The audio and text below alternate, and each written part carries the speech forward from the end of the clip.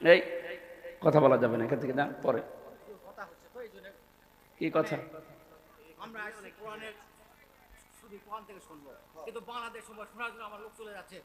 আরে ভাই, বাংলাদেশ সম্পর্কে আপনাকে জানা লাগবে না? কিসের রাজনীতি? আপনার ভালো না লাগলে আপনি চলে যান। না না, আমি কোরআন থেকেই বলছি। আপনি কি কোরআন আমার সাথে বেশি বোঝেন?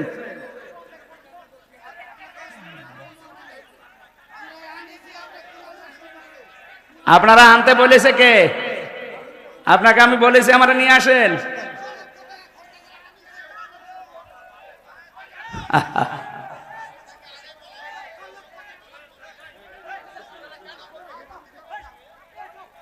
আপনার কাছে কি জিজ্ঞাসা করে কথা বলা লাগবে আমার? এটা আগস্টের 5 তারিখে করার জায়গা পান না? দেশটা ফোকলা করে ফেলেছেন আপনারা। সব দালাল এগুলো ধরেন, ওগুলো ধরেন, ধরেন ধরেন। শয়তানি করার জায়গা পায় না, দেশটা শেষ করে দিয়েছে।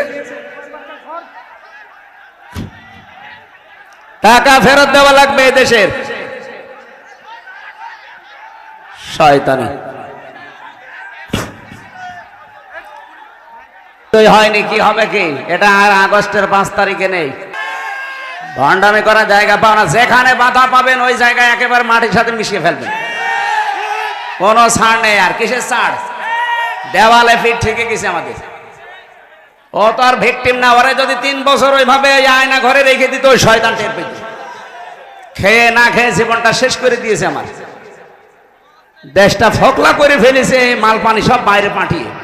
আর এখন আবার বলে রাজনীতি হচ্ছে। ওর কাছে জিজ্ঞাসা করে কোরআন আমারে বলা লাগবে? ওর সাথে বেশি বুঝি আমি?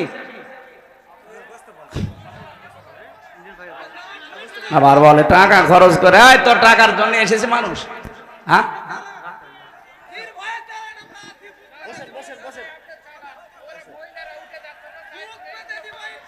যাক, মেয়েদের কি দরকার আমার এখানে? সবাই বসেন তো ভাই, বসেন বসেন বসেন বসেন। এই প্রশাসনে, আপনি বসেন। এই প্রশাসনে যারা আছেন, পুলিশ ভাইরা, ওই পাগলরে ধরে নিয়ে এক জায়গায় বসিয়ে রাখেন। ও পাগলরে ধরে এক জায়গায় বসিয়ে রাখেন। পুলিশ কই? পুলিশ এখানে কি করে? কি প্রশাসন তো এখনো সে 100 জনের 90 জন ওই দালাল গুলো আছে। একটাকেও যেন চেয়ারে রাখা না হয়। আজকে 42 জন ডিসি আর এসপি সব পাল্টিয়ে ফেলেছে। এই 14 সাল, 18 সালের, 24 সালের নির্বাচনে যারা হাসিনাকে সাহায্য করেছে, একটাও যেন দায়িত্বে না থাকে। ডক্টর ইউনূস এটাই করছে সামনে। উনি অনেক বড় খেলোয়াড়। আপনি মনে করছেন যে বুড়ো মানুষ কি করছে? এই জন্য যারা প্রশাসনে এখনো নিরপেক্ষ হয়ে বসে আছেন, হাসিনার দালালি করবেন সামনে, আপনি সাবধান। ওকে ধরেন, ধরে এক জায়গায় বসিয়ে রাখেন, মোনাজাত করে নিয়ে আমি দেখছি। বলে হুজুর তাফসির করেন। আরে তাফসির আপনার সাথে, আমি তাফসিরের উপরে পড়া, আমি তাফসির আরম্ভ করছি তো।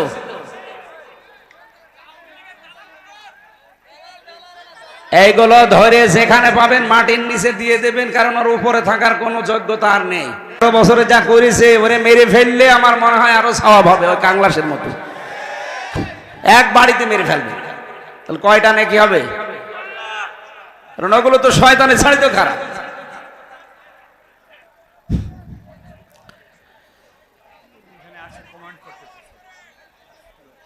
না, ও চ্যালেঞ্জ দিয়েছে। ও মনে করছে আমির হামজা কি ও ছেলে ছিল, বোঝে না। আরে বেটা, এখন এই দেশ চলছে কি করে আপনি টের পাচ্ছেন?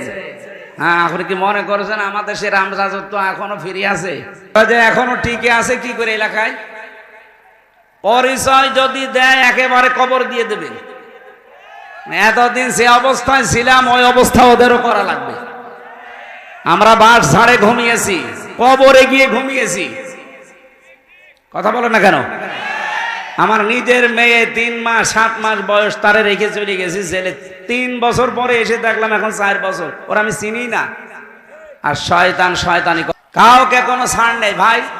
আমি নিজে ভিকটিম। আমি জীবনে অনেক পড় খেয়েছি, ঘাত প্রতিঘাত সহ্য করে আজ পর্যন্ত।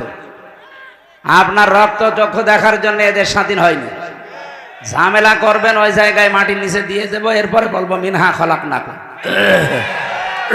দরকার হয় দোয়া পড়ারও দরকার নেই, একবারেই দিয়ে দেবে। হ্যাঁ, মরার আগে তো দোয়া পড়ে নিচ্ছি। নবীদের কাছে 40 দিন পর্যন্ত ওহী বন্ধ ছিল। 40টা দিন তিনি চিন্তায় আছেন। ওদিকে আবু জেহেল সহ যারা দায়িত্বে ছিল ওই দেশের, ওরা ছড়িয়ে দিয়েছে। এমনকি নবীজির নিজের আপন চাচি বিশ্বনবী মুহাম্মদ রাসূলুল্লাহ সাল্লাল্লাহু আলাইহি সাল্লামের চাচি উম্মে জামিলা তার স্বামী আবু লাহাবের সাথে একত্রিত হয়ে মানুষের কাছে ছড়িয়েছে যে মুহাম্মাদের শয়তানটা তাকে ত্যাগ করেছে। বলেন নাউজুবিল্লাহ। বাইরের লোকগুলো থেকে কিছু শুনলে সহ্য করা যায়, নিজের আপনজন যারা, নিজের লোক যারা, এরা কিছু বললে ওটা কিন্তু সহ্যের বাইরে চলে যায়। এই প্রশাসনের ভাই যারা আছেন, পুলিশ ভাইরা, ওই পাগলটাকে ধরে এক জায়গায় বসিয়ে রাখেন। বিশৃঙ্খলা তৈরি যদি হয়, আপনারা কি করছেন কি এখানে? আপনারা মানুষগুলো বসিয়ে দেন। হাতে লাঠি নিয়ে কি করছেন? পিটানো যাচ্ছে না? আমাদের ধরলে তো ভালোই পিটাতে পারতেন। দেন ওখানে ধরে বসিয়ে দেন। যে বসবে না বলেন বাড়ি চলে যান। মাহফিলটার পরিবেশ নষ্ট যেন কেউ না করে। হয় যারা আছে হয় বসবে, নাই বাড়ি চলে যাবে। এখানে কারো রূপ দেখার জন্য আপনাকে নিয়ে আসে নাই। 40 দিনে আপনারা যারা শুনছেন এদিকে অ্যাক্টিভ হয়ে শুনবেন। আমরা নির্ধারিত সময়ে নামাজ পড়বো, দরকার আরো 10 মিনিট পরে, অসুবিধা নেই। 40 দিন পার হয়ে গেল। নবীজিও মন খারাপ যে আমার কাছে আর ওহী আসে না। রব্বুল আলামিন 40 দিন পরে ফেরেশতা জিবরাইলকে দিয়ে আয়াতগুলো নাযিল করলেন। আমরা যে 15.5 বছর পর্যন্ত অনেকেই আমার মনে হয় মন খারাপ অবস্থায় ছিলাম, কারণ আমাদের সামনে সূর্য উঠবে সেরকম পরিবেশ ছিল না। আপনি ভাবতে পারেন একটা মানুষ 10টা বছর পড়ে আছে এক জায়গায়, তার পরিবার, তার বউ, তার মা বাবা, তার সন্তানাদি কি করে চলে বলেন তো? বিডিআরদের ওপরে বিনা কারণে অত্যাচার করে তাদের জীবনটাও নষ্ট করে দিয়েছে। এক একজনের 16 বছর 17 বছর জেলখানায় পড়ে আছে। গভীর রজনীতে এই প্রশাসনের মানুষগুলো যখন উঠতো, এই বিডিআররা উঠে হাও মাও করে তাহাজ্জুদের নামাজের সেজদায় কাঁদতো। আমি একজন মুরব্বী পেয়েছিলাম বিডিআর প্রশাসনের, ওর বাড়ি হচ্ছে পঞ্চগড়ে। স্যার 1 মাস পরে আমার চাকরি শেষ, আমি রিটায়ার্ড হয়ে যাব, অথচ আমার এই মিথ্যা মামলাটা দিয়ে আর 17টা বছর আমার জীবন থেকে কেড়ে নিল। হুজুর বলেন তো আমার এইটা জবাব কি করে দিবে হাসিনা? ওর যে ক্ষমতা চলে গেছে একজন দুইজনের কারণে, এরকম লক্ষ লক্ষ মানুষের চোখের পানি ওর চেয়ারের সাথে মিশে আছে। কত মানুষের বরদোয়া মিশে আছে। ইত্তাকি দাওয়াতাল মাজলুম ফাইন্নাহা লাইসা বাইনাহু ওয়া বাইনাল্লাহি হিজাব। নবীজি বলেন তোমরা সব সময় মাজলুমের বরদোয়া থেকে নিজেকে বাঁচিয়ে রাখবা, কারণ মাজলুম যদি কিছু মন থেকে বলে ওটা সঙ্গে সঙ্গে আরো সে চলে যায়। 15.5 বছর একাধারে কত মানুষ যে বদদোয়া করেছে, বাইরে ভেতরে মিলে, একজনেরটাও কি আল্লাহ কবুল করবে না?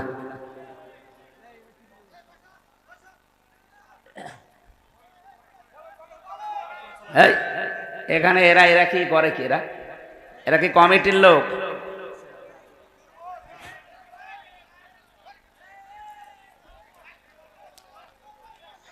সুবহানাল্লাহ আলহামদুলিল্লাহ লা ইলাহা। আমি তো শুরুই করছিলাম, এই দুইজনে এসে হঠাৎ করে ডিস্টার্ব করে দিল। মন মানসিকতায় আউলিয়ে গেছে।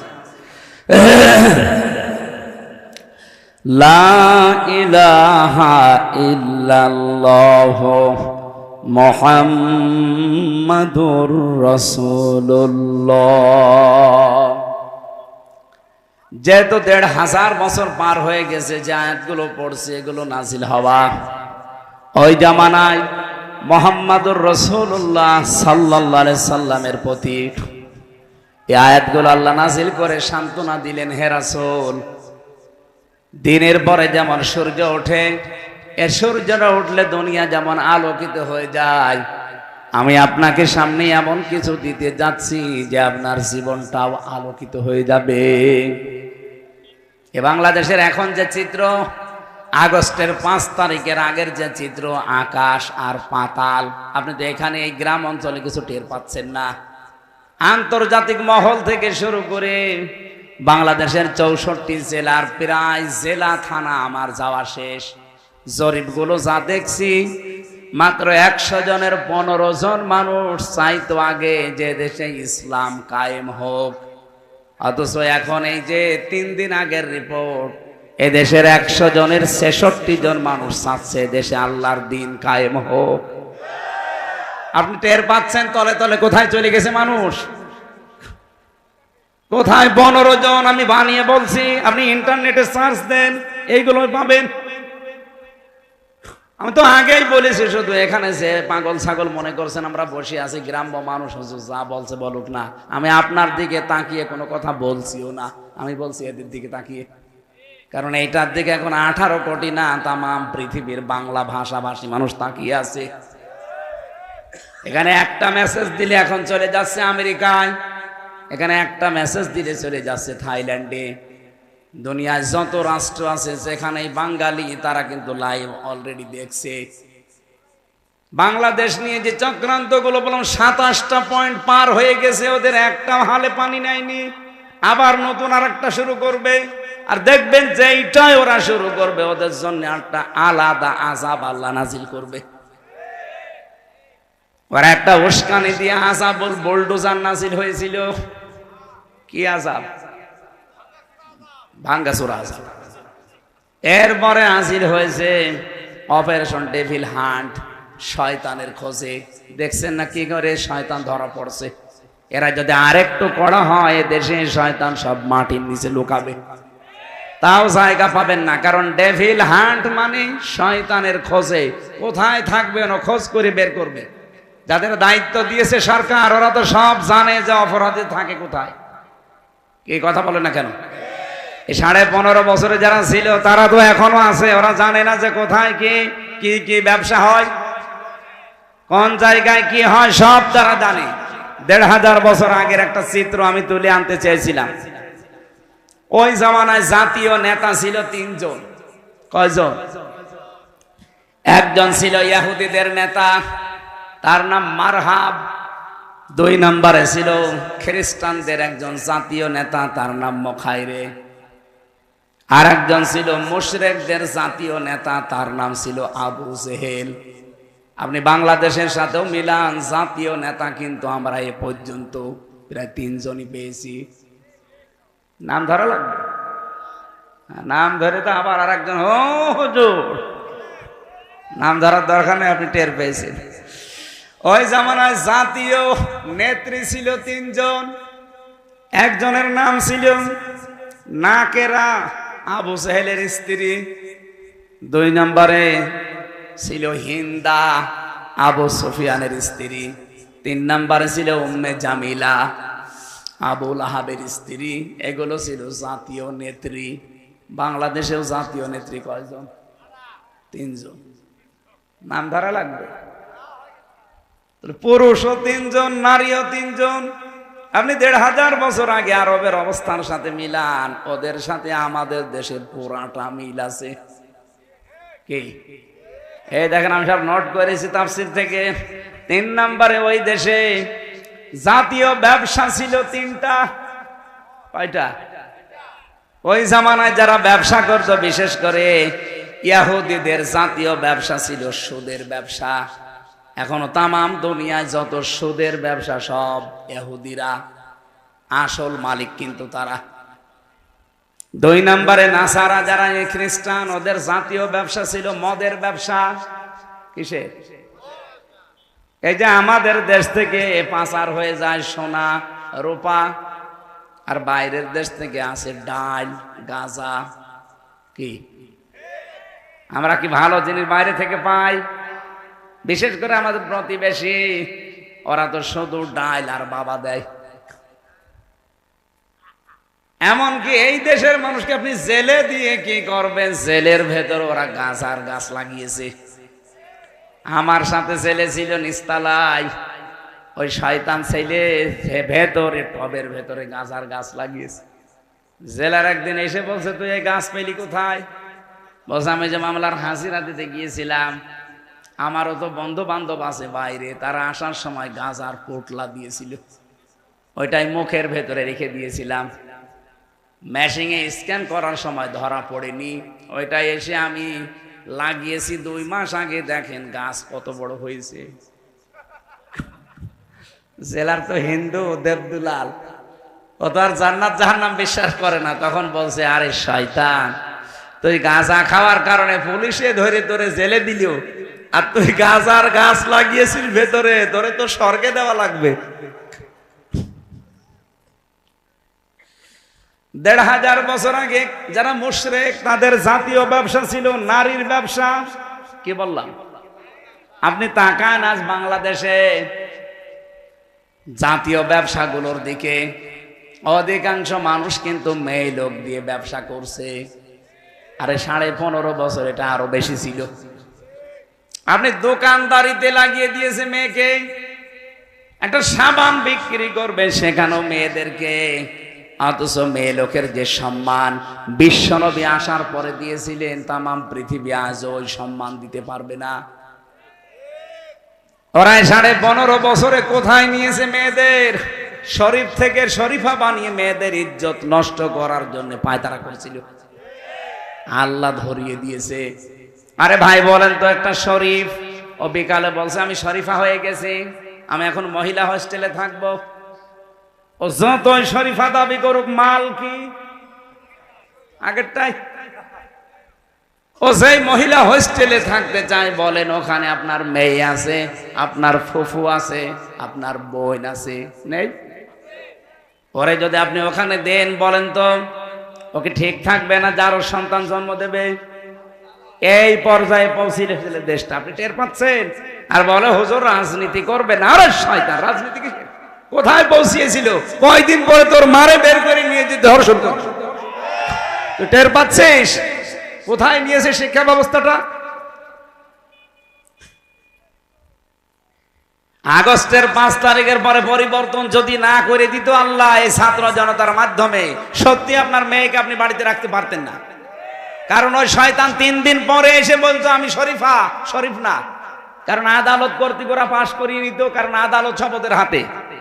আপনি কি মনে করছেন বিচার ব্যবস্থা? বিচার না, সব ওদের হাতে, ওরা যা বলবে তাই। আমার মামলার প্রথমটা জামিন হয়ে গেল, আমি বের হব, বলে না, গেট থেকে 10টা প্রশাসনের যে বিভাগ আছে ওরা আসবে, ডিসিএফআই আসবে, এনএসআই আসবে, কাউন্টার টেররিজম আসবে, এরপরে এসবি আসবে, সিটি আসবে, এরকম 8টা 10টা গোয়েন্দারা এসে বলবে যে না, এনারে ছাড়া যাবে না, আবার মামলা দিয়ে ভেতরে ঢুকিয়ে দাও। এই ছিল দেশের অবস্থা। আর আপনি এখন বলছেন কোরআন হাদিস, কোরআন হাদিস আপনি বসবেন? কোরআন হাদিস বলবো? কোরআন হাদিসের গভীরে গেলে আপনি কিছু বসবেন? ওই জামানায় জাতীয় নেতা কয়জন? জাতীয় নেত্রী, জাতীয় ব্যবসা, আর গোত্র এলাকায় যারা, এই গোত্রপতি ছিল 42 জন। আপনি সারা বাংলাদেশের সাথে মিলান, হয়তো 42 জন হবে না, আর একটু বেশি হয়ে যাবে। 64 জেলা থেকে যদি 64 জন ধরেন, ওই জামানায় 42 জন, এই জামানায় নাই 64 জন। ওদের যে কাজকর্ম, আরে 15.5 বছরের কাজকর্ম পুরাটা মিলে গেছে। আমি আগে পড়তাম IMA জাহিলিয়াতের যুগ, আরে 15.5 বছর ওরা বানিয়েছে আওয়ামী জাহিলিয়াতের যুগ। IMA আর আওয়ামী শব্দ দুইটা পাশাপাশি না, কাজও একই। ওরা 15টা কাজ করেছিল আবু জেহেল ওই জামানায়। আপনি ইতিহাস পড়েন, বেহেরকার রাহিকুল মাখতুমটা পড়বেন, এখানে লেখা আছে এই 15.5 বছর ওরা এরকম 15টা কাজ করেছে। ওরা যে নারী পুরুষের একেবারে অবাধ মেলামেশা চালু করে যার সন্তান তৈরি করার ফ্যাক্টরি তৈরি করেছিল।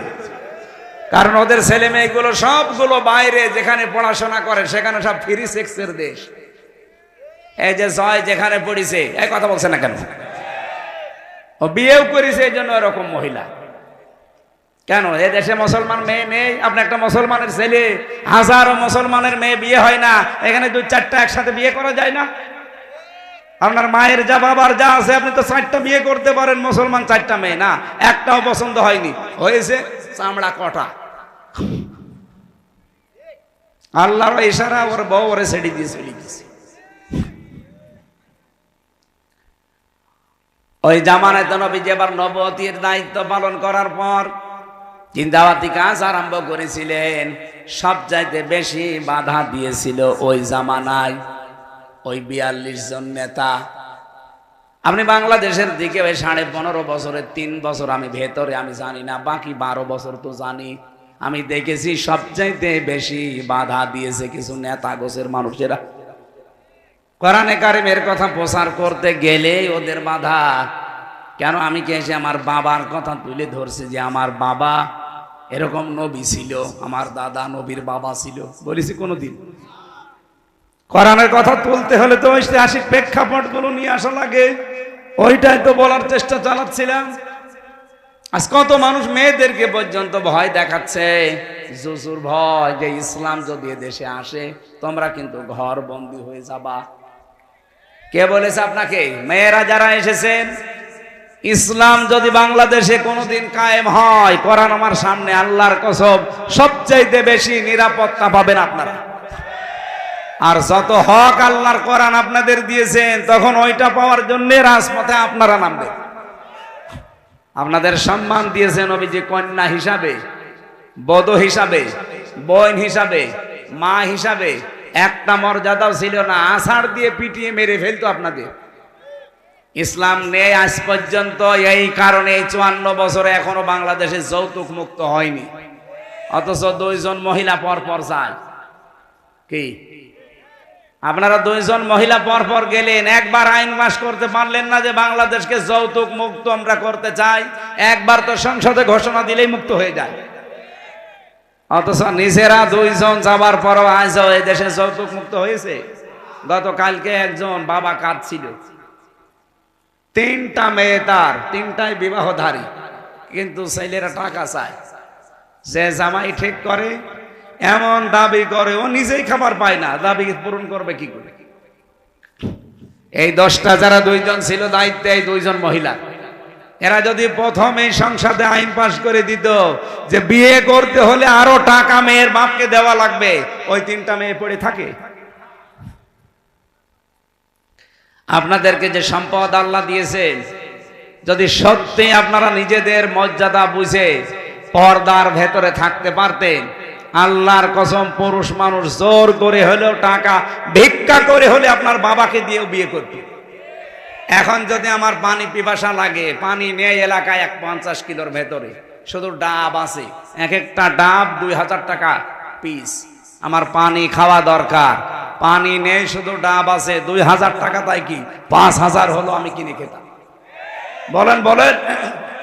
মেয়েদেরকে আল্লাহ ঠিক ওইভাবে বানিয়েছে। ওরা যদি সত্যি ওদের মর্যাদা বুঝতো, আর ইসলাম যদি দেশে থাকতো, পুরুষ মানুষ ভিক্ষা করে হলো দেনমহলের টাকা জোগাড় করে বিয়ে করে।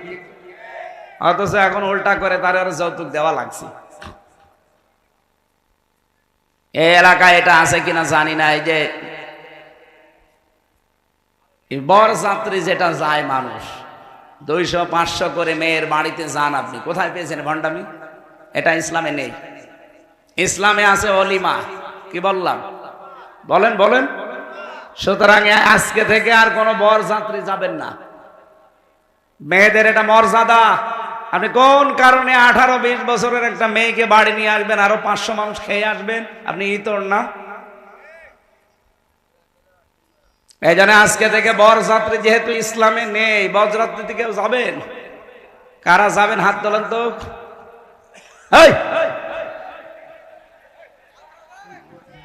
না ঠিক আছে, এত কিছু বলার পরেও যদি হাত তুলে বলে বরযাত্রী যাবো, ও দাঁত খোলার দরকার। না না, ও যাবে না। ঠিক আছে, যাবেন আপনি? হ্যাঁ, না যাবে না। এখন থেকে বিয়ে শাদী করতে হলে বরযাত্রী বাদ সিস্টেমই তুলে দেওয়া দরকার। ইসলামে নেই, আমরা ওটা মানি না। এখন কি তৈরি হবে? অলিমা। অলিমা ছেলের বাড়ি হয় না মেয়ের বাড়ি? সম্মানিত মা বোনেরা, মেয়েদের সাংসারিক জীবনে কি করা লাগে, স্বামী স্ত্রীর যে দাম্পত্য কলহগুলো হয়, এটা মিটানোর একটা পদ্ধতি আছে। এটা নিয়ে জেলখানায় বসে বই লিখেছিলাম, ওইটা এসে বাইরে পাবলিশ করেছে। বই আজকে গাড়িতে আছে। মেয়েরা আপনার বাচ্চাদের পাঠিয়ে গাড়ি থেকে ওটা নিয়ে যাবেন, যে পুরাটা পড়বেন, একটা স্বামীর জন্য একটা স্ত্রীর জন্য, 2 রকম লিখেছি। আমাদের জীবনে আমি তো দেখলাম জেলখানায় 100টার 60টা মানুষ জেল খাটতেছে শুধু বোর কারণে। এ পারিবারিক জীবনের ঝামেলা, হয় যৌতুক, নাই বউ মেরেছে, এরকম কোনো কিছু নিয়ে। এই জন্য ওইগুলো নিয়ে আমি লিখেছি, পারিবারিক জীবনের দাম্পত্য কলহ এবং তার সমাধান। পুরুষরা নিয়ে বউকে দেবেন, বউ আপনার বিবেকে কি বলবে সেটা আপনি দেখবেন। কিছুদিন আগে এক অধ্যাপক, বিসিএস ক্যাডার, ওনারে বলেছিলাম যে স্যার, আপনার মুসলমান হওয়ার দরকার, আমাদের ধর্মে যেহেতু বাড়াবাড়ি নেই, জোর জবরদস্তি নেই, এই জন্য আপনাকে আমি জোর করে মুসলমান বানাবো না। আমি ইচ্ছা করলে আপনাকে জোর করে বানাতে পারি, কারণ এ দেশে আমরা 96% মুসলমান আর আপনারা 4%। পিটিয়ে মুসলমান বানিয়ে ফেলতে পারি, কিন্তু না, আমাদের ধর্মে জোর আছে, বাড়াবাড়ি আছে, কিচ্ছু নেই। কলিল হাক্কু মির রাব্বিকুম ফামান শাআ ফালিয়ুমিন ওয়া মান শাআ ফালিয়াকফুর। আল্লাহ বলেন সঠিক কথাগুলো তুলে ধরবে, যার ইচ্ছা হয় সে মানবে, যার ইচ্ছা হয় সে কুফরি করবে। ইন্না আতাদনা লিয-যালিমিনা নারা, অবশ্যই আমি প্রস্তুত করে রেখেছি জালেমদের জন্য আগুন। তার মানে হক কথা শোনার পরে যে মানুষ মানতে চায় না, আল্লাহর ভাষায় সে জালেম।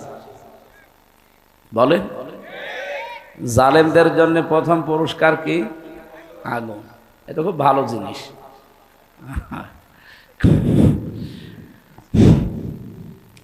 এই জন্য হিসাব নেওয়ার দায়িত্ব যেহেতু আমার না, ওনারে আমি খুব ভালোভাবে বললাম যে আপনি মাত্র 3 মাস আমাদের যে ধর্মীয় গ্রন্থ আছে কোরআন, আরবিতে তো পড়তে পারবেন না, আপনি ইংরেজিতে বা বাংলায় পড়বেন।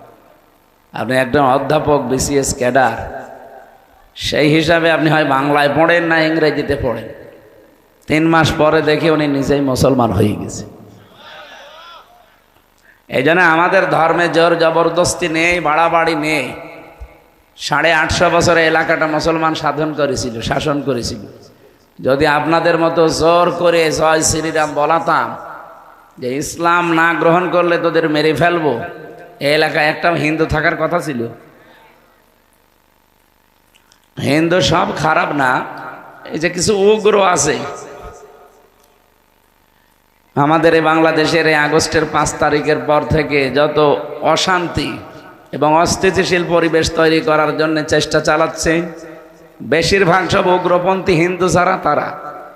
এই দেশে তারা নেই, পাশের প্রতিবেশী রাষ্ট্র থেকে উস্কানি দিচ্ছে। আমরা কারো উস্কানিতে যেন পা না দেই। এমনকি 2-3 দিন ধরে আপনারা দেখতে পাচ্ছেন আমাদের প্রাণের চাইতে ভালোবাসি যাকে, মোহাম্মদুর বলেন বলেন, সেই নবীকেও গালি দিয়েছে। এটা একটা উস্কানি। আমরা যেন এ নিয়ে তোড়জোড় করি, ওকে মারধর করি, আর এটা বিশ্ব মিডিয়ায় দেখাবে। এমনি কিছুদিন আগে মোদি যে ট্রাম্পের কাছে নালিশ দিয়েছে, তো নালিশগুলো সে কানে নেয়নি, কারণ মোদি যাতে মাতাল হলো তাহলে ঠিক আছে। কথা বোঝে?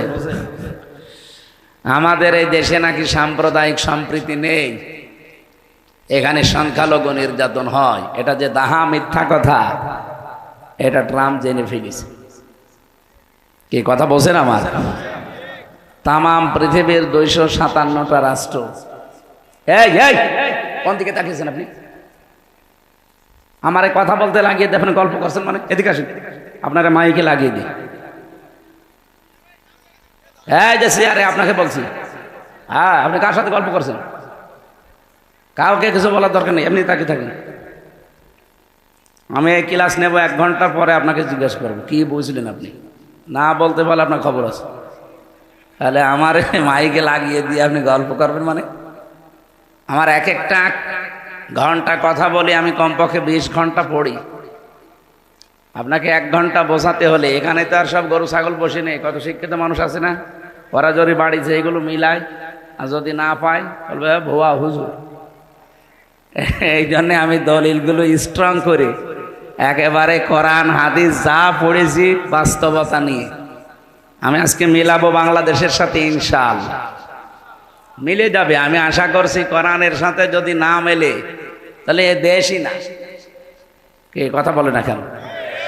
কি হবে কিয়ামত পর্যন্ত সব এর ভেতরে আছে, তাহলে মিলবে না বাংলাদেশ? 100% মিলবে। অনেক গিয়েছিল এই দেশ সম্পর্কে কিছু মিথ্যা তথ্য ট্রাম্পের কাছে দিতে, যে এই দেশে জঙ্গি মাথা ছাড়া দিয়ে উঠতেছে। এই যে রাখাল রাহা, যে লোক